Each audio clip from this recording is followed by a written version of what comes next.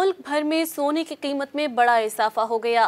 फी तोला सोना 4,800 रुपये महंगा होने के बाद 3,06,300 रुपये का हो गया।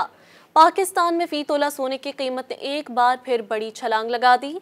डॉन न्यूज़ के मुताबिक मुल्की सराफा मार्केटों में 24 कैरात के फी तोला खालिस सोने की कीमत में 4,800 रुपये के साथ बड़ा इजाफा हुआ है, जिसके बाद इसकी कीमत 3,06,300 रुपये की सतह पर जा पहुंची।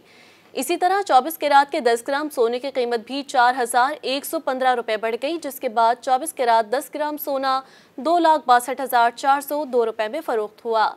आलमी मार्केट में सोना $47 के इजाफे के बाद $2,916 फी औंस का हो गया, जिसके असरात पाकिस्तान में भी देखे गए और सोने की कीमत में बड़ा इजाफा देखने में सामने आया। गुज़िश्ता रोज ऑल पाकिस्तान सराफा जेम्स एंड ज्वेलर्स एसोसिएशन की रिपोर्ट के मुताबिक 24 कैरात खालिस सोने के फी तोला निर्ख 1,500 रुपये इजाफे से 3,01,005 रुपये हो गए थे। मज़ीद न्यूज़ अपडेट्स और डिजिटल स्टोरीज के लिए सब्सक्राइब करें डॉन न्यूज़ पाकिस्तान।